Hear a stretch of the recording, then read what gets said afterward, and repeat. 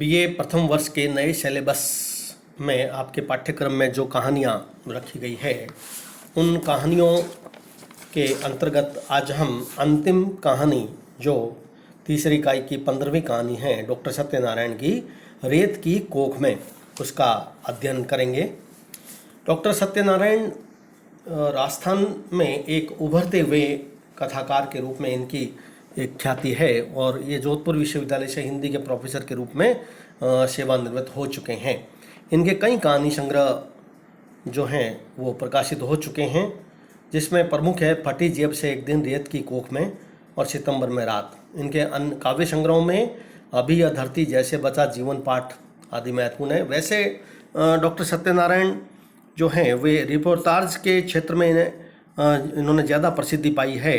इनकी जो कहानियाँ हैं वह मार्मिकता से ओतप्रोत हैं और राजस्थान के जो परिवेश और जो वातावरण, यहाँ की जो भौगोलिक परिस्थितियाँ हैं, उसमें एक आम मध्यम वर्गीय गरीब कृषक मजदूर का जो जीवन है वह किस तरीके से व्यतीत होता है, उसकी तकलीफ़ें, उसका चित्रण वे अपनी कहानी, काव्य संग्रह, रिपोर्टाज, इन सब में बहुत अच्छी तरीके से उसको अभिव्यक्ति प्रदान करते हैं।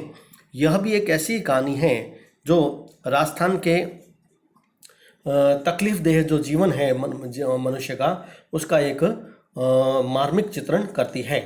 राजस्थान के गरीब आदमी का जो यायावर जीवन होता है, वह उसकी खूबी है कि तकलीफ़ों को कष्ट सहन कर भी, अपनी पीड़ाओं को सहन कर भी वह एकदम सहज और स्वाभाविक रहता है और जनजीवन के साथ उसको अपना लेता है।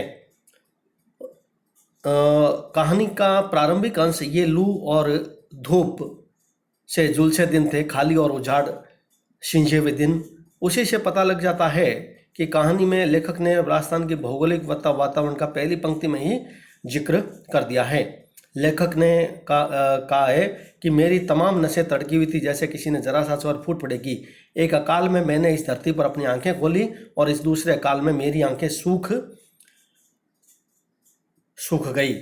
तब भी मेरे पास कोई शब्द नहीं थे सिवा चीख के। फिर एक सूखी चीख थी मेरे पास, जिसके संग मैं लौटा। मैं बार बार शब्दों को बहला रहा था, वे मेरा विश्वसनीय साथ दें ताकि मैं अपनी माँ को समझा सकूं, भाई को विश्वास दिला सकूं कि मेरी अपनी शक्ल भी कहीं साबुत बची है।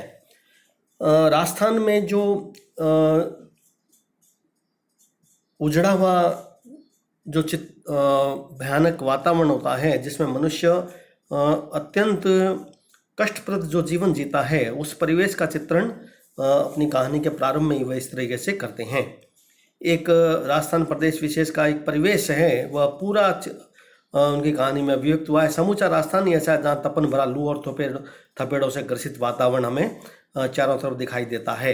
कथानायक अपनी माँ की इच्छा पूर्ति के लिए अपने गांव जाता है और उसे अपना अतीत याद आता है। बीच बीच में उसके विचार पिछले जीवन से भी जुड़े हुए हैं, इस कहानी में अभिव्यक्त हुए हैं।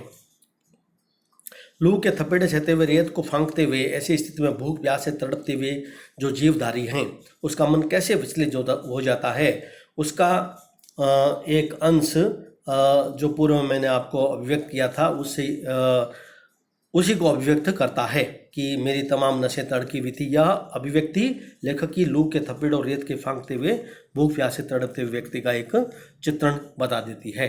कथानायक हालांकि कई वर्षों से गांव नहीं गया था, किंतु जब वह गांव अपनी माँ के बुलावे पर जाता है तो उसे अपने गांव का जो कष्टप्रद जीवन है वो उसकी आंखों के समक्ष पूरी तरीके से उभर कर हमारे सामने प्रकट हो जाता है। लेखक के अनुसार, मुझे लगा चौतरफा एक मरी हुई बू लगातार मेरा पीछा करे, समूचे जीवों को अपनी लपेट में लेती हुई। यही भाई जिनके संग में सब कुछ उलटफेर करने का हौसला रखता था, फूट फूट कर रोते थे, मैं तड़फ रहा था। लेखक ने कहा कि यहाँ पर जो लेखक के अनुसार गांव के जब निकट पहुंचता है तो सभी जीव, कमेडी, भेड़े और जो जीवधारी पशु हैं, वे भूख प्यास से, अकाल के कारण से मर रहे हैं। और लेखक ने अपनी माँ से पूछना चाहता है कि कांटेदार डालों पर अटके समय का वह एक हरा गुच्छा मेरे भीतर जैसे हरिया गया है। अपनी दोनों बाहें फैलाकर मैं उसे बात में भर लेता हूँ। सांसों के गलियारों में फुदकती उस छोरी की गंध मेरे भीतर भरने लगती है। लेखक अपनी माँ से पूछता है कि उस छोरी का क्या हुआ जिसकी हंसी आज तक मेरे भीतर फांस की तरह अटकी हुई रहती है। अपने घर पहुंचकर माँ से लिपटकर एक विशेष अनुभूति कथानायक इस कहानी में महसूस करता है। सभी भाई माँ की सेवा में लगते हैं और अचानक माँ चीख पड़ती है। उसकी चीख सुनकर सभी उसके पास आते हैं। कथानक चिकित्सक को भी बुलाने के लिए जाता है। तभी बड़े भाई कहते हैं, रहने दे छोटू, अब कुछ नहीं हो सकता, माँ तो चली गई। स्पष्ट शब्दों में कहें तो इस कहानी में जो संवेदना है माँ की मृत्यु के पश्चात उसका दाह संस्कार, और जो संवेदना है वह किंचित एक मार्मिकता को तो अभिव्यक्त करती ही है, लेकिन साथ साथ में यहाँ के भयावह वातावरण को भी प्रस्तुत करती है राजस्थान के। एक प्रश्न भी बड़े भाई के मन में एक प्रश्न भी छोड़ती है। वह कहता है कि अब तो तू शहर चला जाएगा क्योंकि तुझे लक्ष्य प्राप्त करने के लिए जाना ही होगा। वह हाँ यहाँ से ला देता। तभी बड़े भाई कहता है, तुम जा तो रहा है, रास्ते में पुष्कर है, उसने माँ के लिए फूल विसर्जित करते जाना। वहाँ माँ के फूलों को लेकर वहीं चल देता। फिर उसी उधेड़-बुन और रेतीला तपन भरे वातावरण में मार्ग में उसे तरह तरह की कथानक अनुभूतियाँ होती है। कहानी के अंतर्गत यदि हम गंभीरता से देखें तो रेत की कोख में दो व्यंजनाएं हमारे सामने स्पष्ट होती है, और दोनों मानव जीवन में मृत्यु और जीवन और मृत्यु के संस्कारों से जुड़ी हुई है।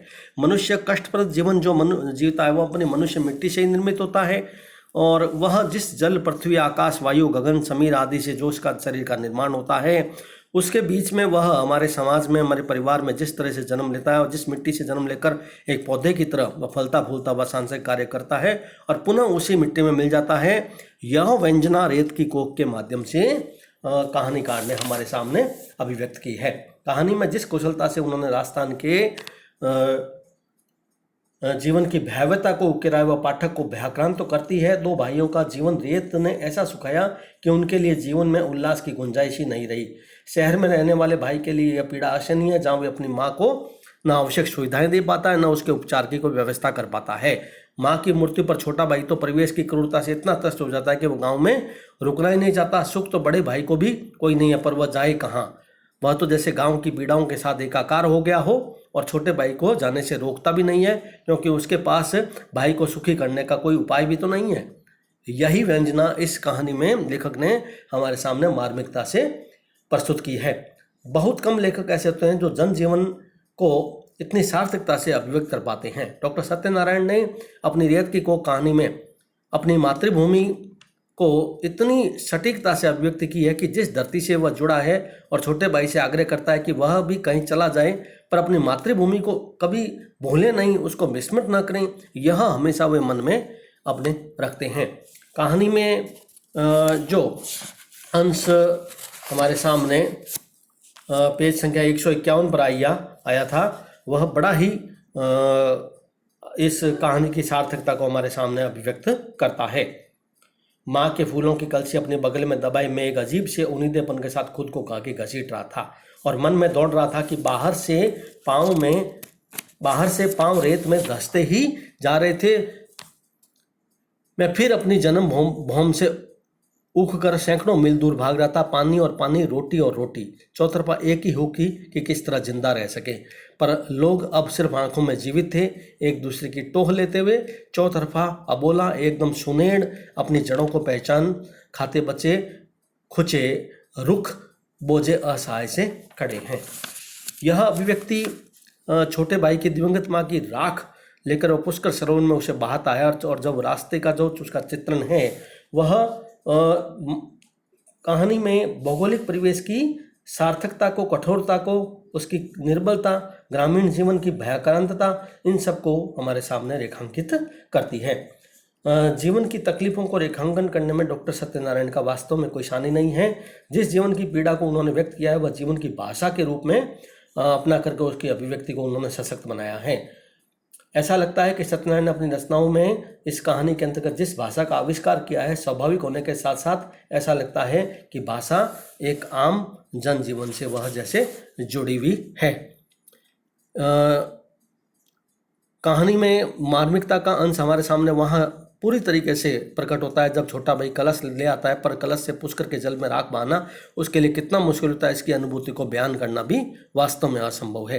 पूरी कहानी में एक सन्नाटा, एक पसरा हुआ मौन, एक भयानक वातावरण जिसका राजस्थान के ग्रामीण अंचल और जनजीवन से भरा हुआ जो अकाल से ग्रसित जीवन, रेत भरा ऊषर प्रदेश, यही अभिव्यक्ति, इसकी सटीक और सार्थक अभिव्यक्ति डॉक्टर सत्यनारायण ने अपनी इस कहानी में अभिव्यक्त की है।